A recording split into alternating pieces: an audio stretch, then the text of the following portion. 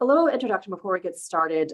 Back in December, we had an event that we called the Collaboratory. It was meant to really put the science into the context of management. And at the executive committee meeting, there was a request that we present on the outcomes of it to the full program. So this is what it is. So we've been in a transitional era for a while, and this last year we have finished the transition. We have completed creating a science and adaptive management program out of the collaborative program. And so moving forward, we want to use this adaptive management framework that we've developed to make meaningful, timely, scientifically sound, and actionable management recommendations to benefit the listed species and their habitat in the Middle Rio Grande. So keep that in mind as we go through the presentation today. Also, I wanted to just say something about at the Collaboratory, we had a very robust conversation about many different topics. And I asked folks to think about 4 things when they were having these conversations. I'm going to ask you guys to think of those 4 things too, as Catherine and I are going through the outcomes. First, what are your assumptions about each of these topics? 2, where are the opportunities for the collaborative program in each of these topics? 3, where are the knowledge gaps that need to be filled? And 4, what strategies can be developed? So keeping that framework in mind as we go through that. I'm going to turn over to you, Catherine, to kick us off. All right, thanks, Debbie. I'm going to go ahead and share my screen. Okay, can you see the PowerPoint? Yes. Okay, great. So yeah, welcome everybody. Thank you all for spending some time with us today. We hope that you're here because you're curious about what came out of that collaboratory event. As Debbie said, we're going to be talking about outcomes and next steps today. We're also going to set the stage a little bit, give you some context for how this whole thing is supposed to work for the collaborative program, and hopefully that's helpful to you all. So this was our first biennial collaboratory, so we will, just to reiterate, we will be alternating years in the collaborative program between the collaboratory event and the science symposium. And the idea there is that it takes a couple of years for the science to catch up usually. And so that way we'll have a robust symposium this year. And then next year we'll realign the program with the science and the adaptive management pieces. So just getting started here. Okay. Just an overview of the collaboratory event itself. Our theme was, as Debbie said, from planning to practice. And that's that transition from, writing all those long-term plans and science and adaptive management plans and setting up the structure for the program, moving away from that now that we've got that established and moving into the practice and implementation piece, which is what I'm sure everyone is much more interested in. And so we had 71 participants. We had a great turnout at the event, and they represented 25 different organizations. So we were really pleased with the representation at the event. Our objectives were basically to increase the management applications of what we're doing in the program right now, to prioritize your management needs for the future so we can do some of that out-year planning, and to identify opportunities and constraints. We know that what you're doing is very difficult, so we wanted to identify those difficulties and obstacles that might be in your way of being able to make good decisions and make sound decisions that are based in science, and identify opportunities for you all to partner with each other. So today's objectives for this webinar, we want to do several things. We want to quickly clarify the expectations and benefits. So how is this program supposed to work? What do you bring as the signatories bring to the table for the collaborative? And then how does the program benefit you? This is a two-way street. This is an exchange. So we understand that for this program to be viable, we have to give you something back. You have to get some sort of benefit out of participating. So we're going to talk about that. We're going to talk about planning for the future. We're going to describe how this collaboration thing is supposed to work in this program. And collaboration is difficult. So we'll talk about, the fact that discomfort can be a good thing. And finally, building on your contributions. So you all have brought your projects and activities and questions to us. And then we're going to explain very quickly how we deal with those things in the program. Where do they go? Where do they live? So in terms of expectations and benefits, what do you all bring to the table? The answer to that is you bring us lots of things. You bring us your objectives, you bring us proposed strategies, you bring us your perspectives on things. You know, how do you see these issues in your day-to-day activities and your day-to-day work? You bring us your current and planned projects.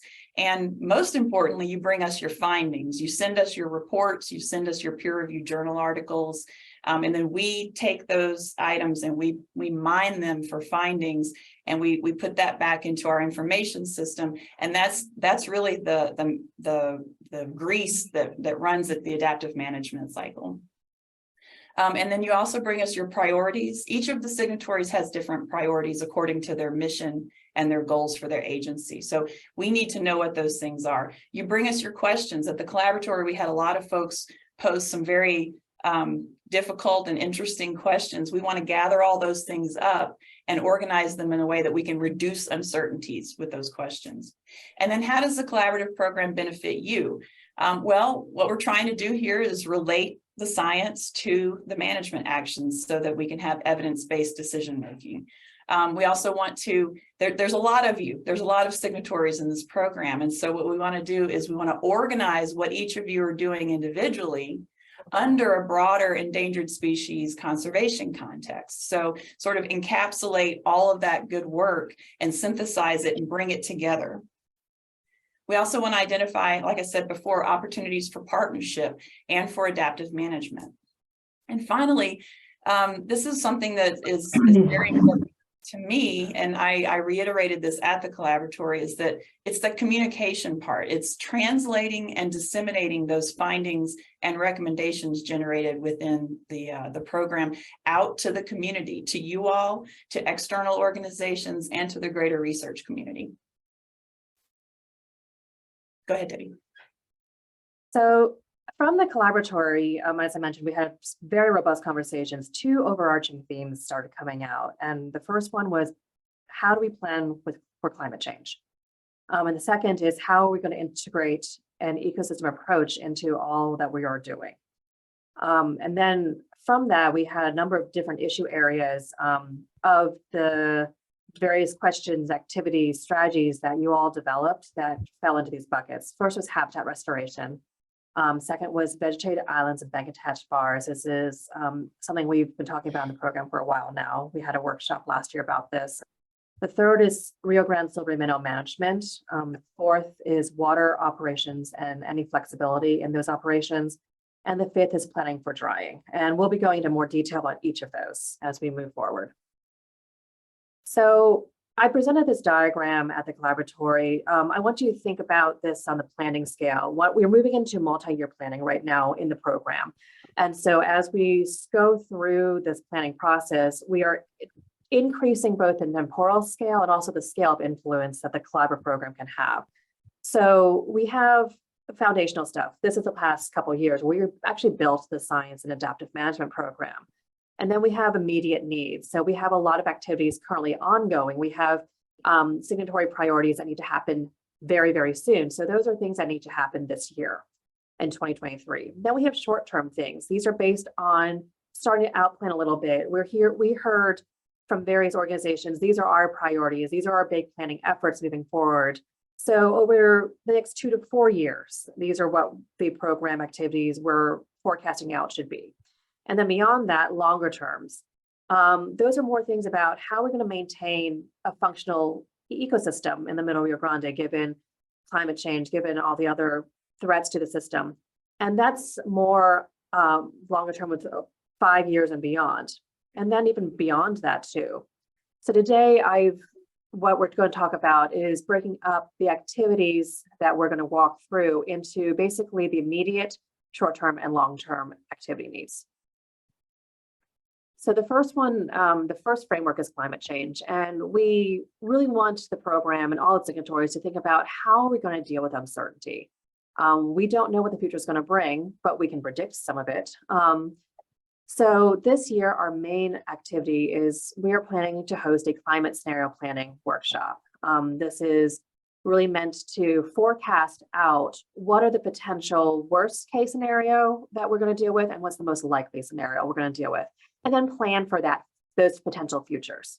So over the next few years, we'll be identifying what are the ecosystem functions that are going to be vital to the species that we work with, that are going to be under threat because of climate change. And then how to develop strategies to maintain those ecosystems functions into the future so that we still have a functional ecosystem for these species to exist in. And then longer term for that, we're going to take the models and the predictions that we're developing and refine them based on new learning, and also refine our strategies. Thanks, Debbie. And the second framework that we're going to try to use to encapsulate all of these activities for the collaborative program is the ecosystem approach. And the number one pushback that we get when we bring this up with folks is, we're an endangered species program, we're not an ecosystem program. And I say yes and yes. So yes, we're an endangered species collaborative, and we have those focal points. However, all 5 species that we deal with, and this river that we're dealing with, it makes up an ecosystem that we have to approach holistically.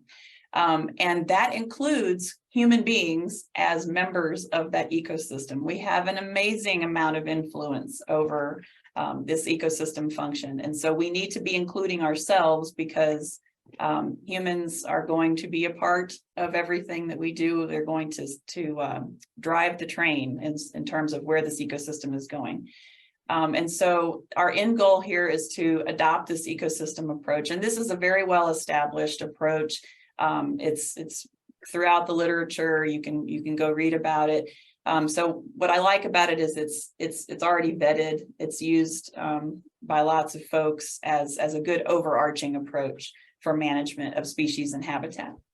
And so our immediate activities are going to be to identify the data that are available in order to adopt this approach.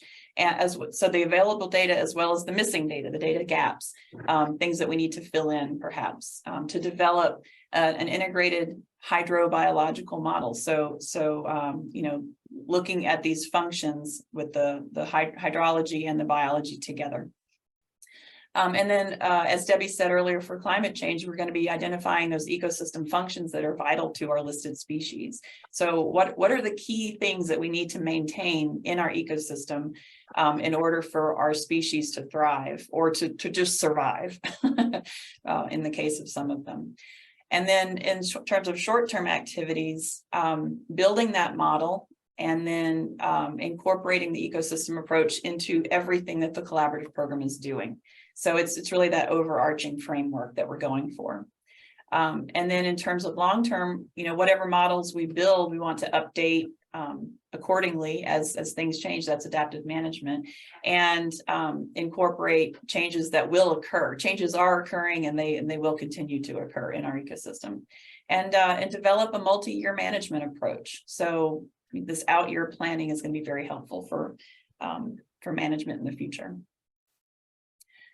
And then in terms of, I say smaller issues, but this is a big one. None of these things are small, but this is not necessarily a framework, but this is a major issue that has come up from several avenues in the collaborative program. Several different signatories have voiced a need for guidance on a lot of the stages of restoration activities. So our end goals here are restoration to maintain ecosystem function, however that looks.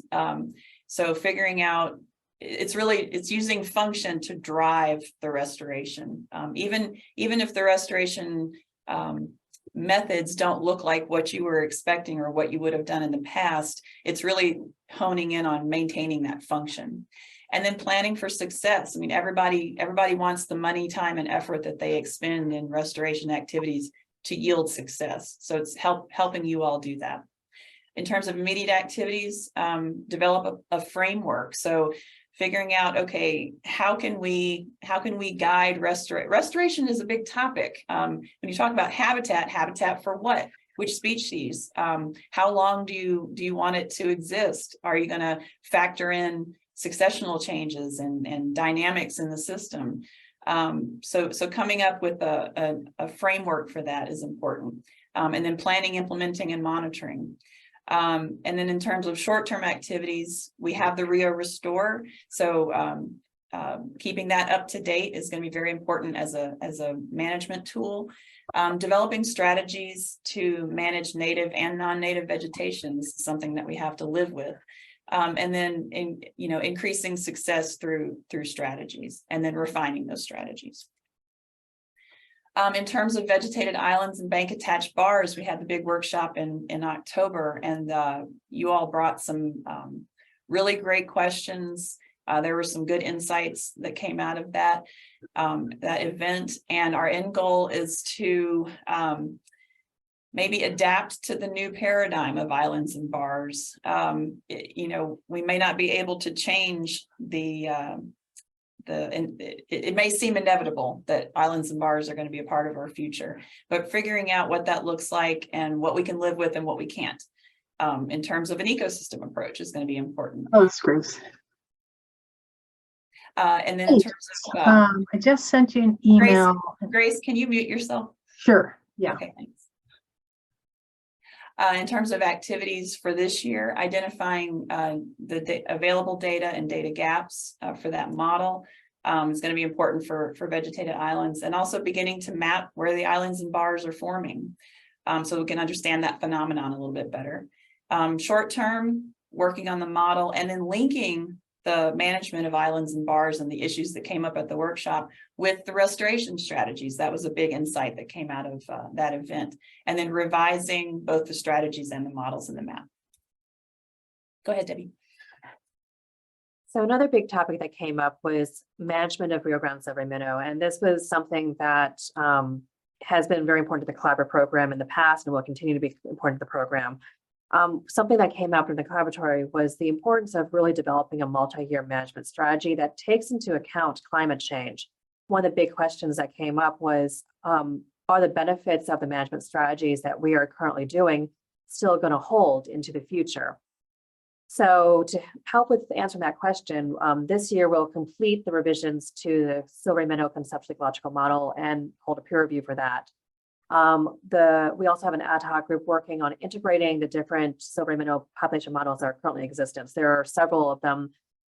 There's the Kulik model, the USU model, Mike Hatch has developed a model. Integrating them and figuring out how to best use them to figure out what is going on in the Silvery Minnow and how they will react to different management actions. So in the short term, forecast Silvery Minnow impacts based on the climate change prediction. So you're probably seeing how things are starting to weave together as we go into more planning into the future. I'm also developing management strategies to respond to future pressures. Not maybe climate change is just one of those pressures. What else are we Silvery Minnow going to be dealing with in the future? In the long term, refine those models and also continue to test the benefit of what we're doing with the species to ensure that we are still doing the best that we can. So there was a lot of acknowledgement in the breakout session that talked about this, that the conditions are going to change. So the management will have to change as well to ensure that we are effectively benefiting the species. Another topic that came out of the Collaboratory was figuring out where there might be flexibility in the water operations. So in the end goal, we want to plan for a water future for all the users and ecosystem functions. So this year, we are undertaking a survey of water managers that has already gone out. If you received it, please fill it out and return it to us. Just to figure out what your roles are and what your in water operations, particularly around drying, which I'll talk about more, but it's broader than that. And also forecasting out how this new hydrograph will impact water operations into the future. So in the short term, we'd like to identify opportunities for coordination and flexibility, and also tie what the program's doing into external planning efforts. We know that there's a lot of planning going on outside the collaborative program. We want to make sure we're taking that into account and we're not being duplicative or counter to those activities and efforts. We're also looking at public outreach opportunities so that we can message to water users why water operations might have to change. That's something that the EC has talked about the last meeting about needing to say, okay, if something's going to happen this year that might drastically change the river, we need to message that. And also long-term activities is providing scientifically justified recommendations for any changes to water operations, and also recommendations for any new efficiencies or new technology that could be incorporated to provide that additional flexibility. And the last activity is planning for drawing. This is something that we heard loud and clear is a priority from the executive committee. And it's something that was brought up at the collaboratory as well. So our end goal for this is multi-year planning. And this is really about tying into the scenario planning with climate change, and basically, given the potential conditions in the future, what are potential responses to the scenarios that could, so that we can plan for potential drying in the future. Either trying to mitigate it, slow it, prevent it altogether, or if there is drying, what should we do then? So as I mentioned, this year we are doing that survey of water managers. We're also documenting the management and decisions related to drying that are already happening, and developing public outreach strategies around those different management actions already. And in the short and long term, basically continually learning and refining that drying plan with the end goal of being able to provide recommendations for any changes to action so that we can better manage and plan for drying. So in the collaborative program, as you all got a little bit of a taste of this at the workshops and at the collaboratory event itself, collaboration can seem in the moment frustrating, tedious, risky, and challenging. We understand that. There's a lot of you. You may have shared interests, you may have competing interests, depending on what your mission of your agency or your organization is. You may have preconceived notions about things or institutional knowledge that makes it difficult, perhaps, for you to change your mind about things. You may feel it very difficult to change other people's minds. We get it. We understand that collaboration with this many folks, with this many interests and stakeholders is a difficult process. And that depends on the trade-offs that are involved, the trade-offs that you have to deal with when you're making decisions.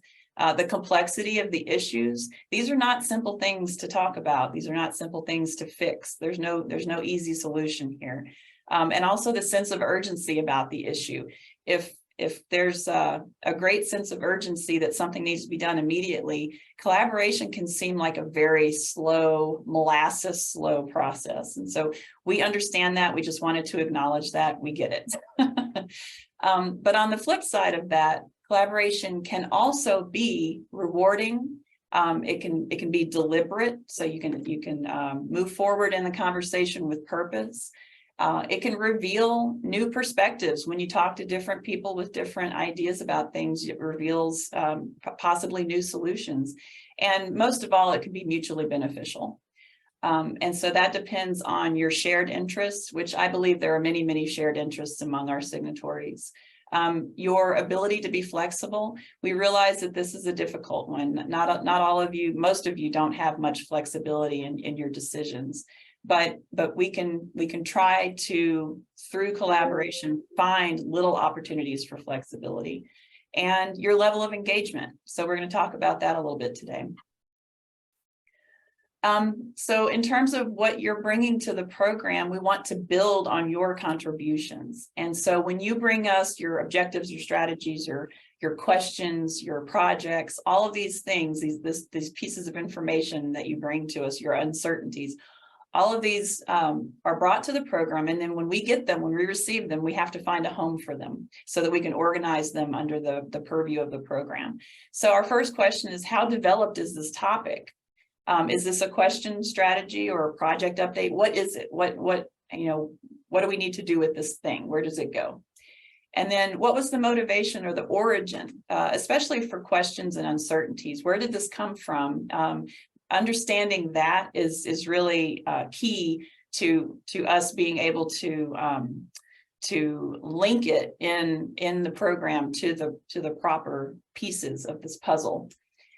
And then Is the collaborative program input appropriate? Because sometimes you're just bringing us your finished products, which is excellent. We love to see findings and especially management recommendations from folks. And so maybe it's in the finished stages, and you don't need us to weigh in on what you're doing, and that's perfectly fine. But we just have to determine, whether or not we need to generate and provide input for some of these topics that you bring to us. And then how does our process apply? We've talked about all this process that we set in place. Do we need to take that information or that topic or that issue and link it in the Science and Adaptive Management Information System, link it to the proper items so that we can track adaptive management? Do we need to route it? Perhaps it's a question or an uncertainty or a strategy. Do we need to route it through one of our committees or an ad hoc group, or possibly hold a workshop on that topic? This is what we do with your information when you give it to us. Or perhaps you're looking for a peer review. We do have a new peer review process in place for the collaborative program. So that's a service that we can provide to you. Perhaps you have a large issue that requires some expert elicitation or will benefit from some expert elicitation. We can do that. Perhaps you need a data analysis. We can provide those services. And finally, it's that communication piece. So being able to share and coordinate all of this information and get it out to the folks, the audiences that need to hear it. So the work plan, the multi-year work plan that we went over is very overwhelming. I say that having put it together. But we really do need everyone in the program's help to carry it through. So as you go through, do your work, as you do the work you're already doing, tell us what you're doing, and then tell us what you're learning so that we can incorporate that into our information system, our SAMIS. We can make sure that we're using that so that we can build upon what you're already doing. As Catherine mentioned, if you have questions that you want answered, if we can address something to help you do your work better, bring it to us and we can throw it to an ad hoc group, or we can provide you some recommendations on what you should do based on that question. We also understand priorities change. We've changed our work plans every year because new priorities come up. So if something happens and you say, you know what, we thought this was a big priority, it's not anymore, we need to know that so that we can also react to that and change our own priorities so that we are making sure that we are as management relevant as possible. We have a lot of committees and ad hoc groups. We have so much good work and so much brain power in the collaborative program, and having the ability to call on folks with the necessary technical expertise to do a task or answer a question is really important. So we are working on a lot of really cool things. If you want to be on our on-call technical expertise mailing list, let us know. We promise not to bug you too much. We also need your participation. We have as mentioned, the climate scenario planning workshop this year. These workshops are only as effective as the people who attend it. We really need everybody to think through these questions with us and think through what our strategies. We are definitely stronger together in those workshops. I've seen amazing things happen, and I have really high hopes for our one this year. We also have the symposium that Catherine mentioned. It's more of a science conference than the Collaboratory is. If you have really cool science that you want to share with folks, bring it, tell us about it. And people really enjoy that event. We really enjoy hosting it. We also have ongoing committees and ad hoc groups. All our meetings are public. If you want to attend one, just show up and learn and provide input and participation. And finally, review the plans. So everything that Catherine and I talked about today, the multi-year work planning process, is going to be in the revised long-term plan that will be at the EC, up for EC approval in March. So we'll be getting that out very soon for you all to review. If we're off the mark, let us know. We can't fix what we don't know. And if we're missing something, let us know too. There's some other priority that wasn't brought up, the Collaboratory that you're seeing the program has a role in, let us know too. We'll incorporate it as we can. So just a summary of what we talked about. We're going to incorporate planning for climate change and the ecosystem approach into everything that we're doing. So the main focal areas that we'll be working through over the next few years, based on your input at the Collaboratory, are habitat restoration, vegetated islands and bank attached bars, Rio Grande Silvery Minnow management, water operations and flexibility, and planning for drying. And again, these topic areas can change. You just have to tell us if your priorities change. And based on the timeline that we're working through, it's things that we're going to do this year, things in the 2 to 4 year range, and then beyond that as well. And with that, I think we'd open up for questions.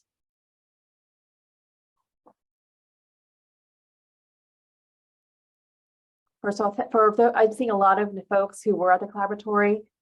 Thank you all for attending that Collaboratory because your input was invaluable.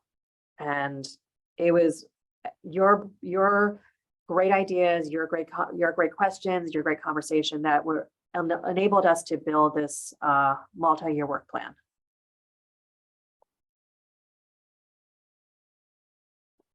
If you're feeling shy, feel free to type a question in the chat, but you can also just raise your hand and ask us.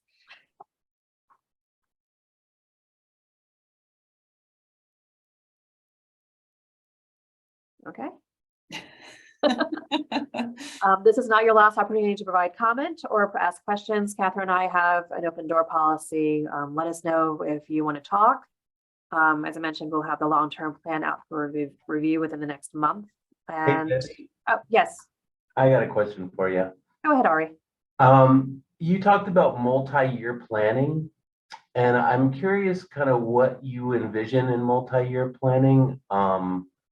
Just since we're so dependent on the hydrology of 1 year to the next, I'm curious what your thoughts are on the multi-year planning.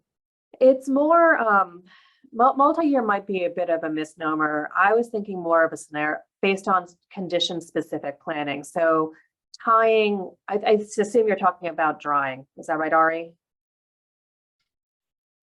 Yeah, just a lot of the issues around population monitoring, and it relates to a lot of, I don't know what you were thinking about the multi-year planning, so I don't Okay.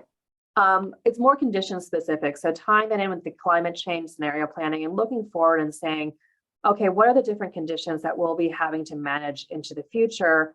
And then tying that into what are the ecological and biological variables that are really important. So, for example, if we know that there's a fish density of X and we have Y level of hydrology expected this year, and we have this much snowpack and this much in storage, what are the potential strategies that we can incorporate this year to, because we think, okay, so drying is not going to be a big issue this year, but we really want to have a spawn. So what can we do? So thinking about it that way, so that we are really tying in the science with the management strategies. Does that answer your question, Ari? Yeah, I think so. It sounds like there's further definition that's gonna occur as well. So. Mm-hmm. And Ari, I'll just add that there's also this idea, and this has been, several publications have touched on the need for multi-year, like a window planning for the silvery minnow, because you have to look at the previous year or maybe 2 years previous, the cohorts that are coming through in terms of being able to understand how many fish are going to be in the river for whatever conditions. So that informs the collection, rescue, augmentation program, the propagation program, all those things, those decisions and those thresholds and things that are those management thresholds are based on previous years cohorts. So it's defining that window and coming up with a good strategy for all of the information that needs to be incorporated into that decision making. Does that help? Yeah, that makes sense, Catherine. Thanks. Any other questions or comments? I had a comment from Tom Turner. He likes that priorities come from consensus and forecasts of precipitation El Nino and other events will be critical to plan for the water year.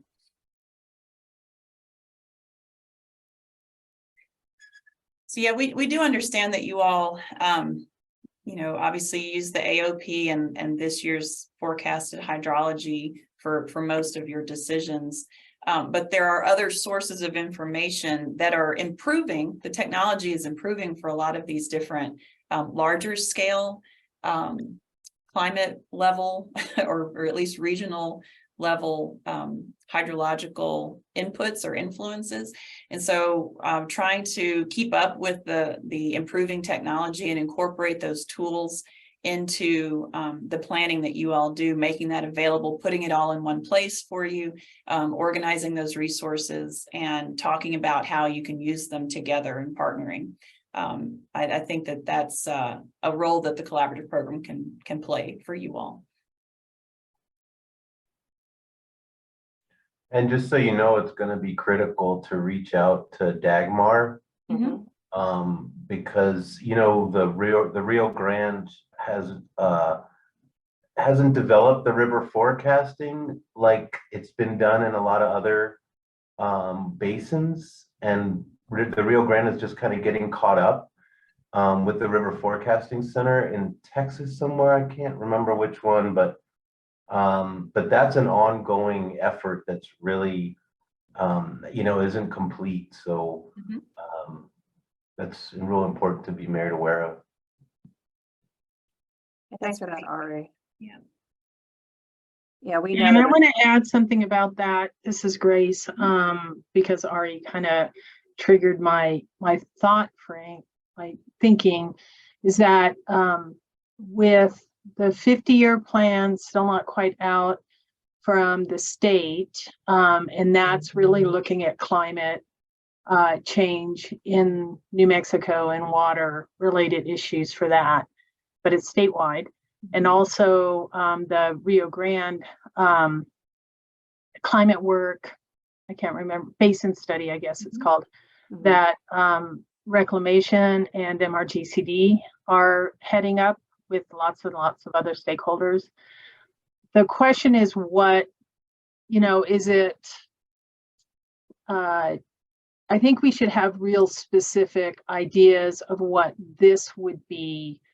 Is it informing people within the collaborative program, or is it providing input to maybe the state and the Rio Grande Basin study on what we see the major concerns are from the program on ESA issues? So I think it seems like we don't want to just, do the same thing, only a different forum, because that just gets confusing. And there are a lot of people on the basin study that are probably in this program anyway. So I think you should think about that. And maybe reach out to Dagmar or to Emma or somebody else to find out, like Catherine, what, would it be better just to have a seat on the basin study right now, or, from the program, like have you sit on it, or I just don't know, but I think that might be something to consider. Yeah, it's a really great point, Grace. It's difficult for us to sort of figure out how to wedge the program into things that are already happening, and sometimes that can seem forced.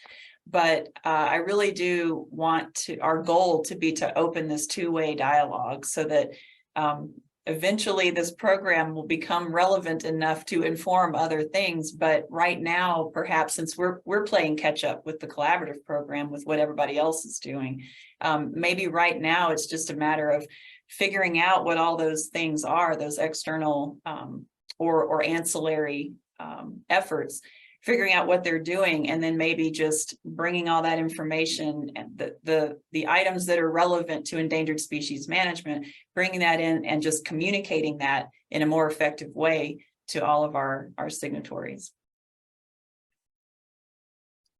But eventually we want to become relevant enough to inform other things. That's the goal here.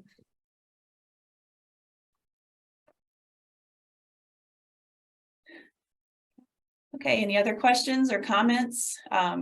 like Debbie said, this doesn't have to be the end of the conversation. You have our emails.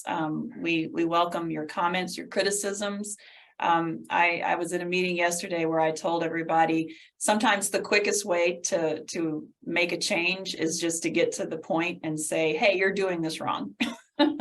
So if you have a critique or a constructive criticism that you'd like to give to us, if you can see a clearer path to a more efficient way for us to do things in a less tedious way or a less frustrating way for you, feel free to give us a call or drop us an email and make a suggestion.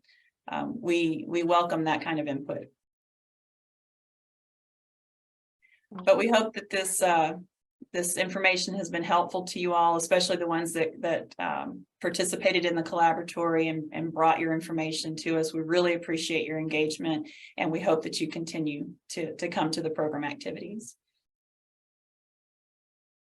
Thank you all. Thank you. Have a good day. You too. Thank You you. too. Thank you. Bye. Bye.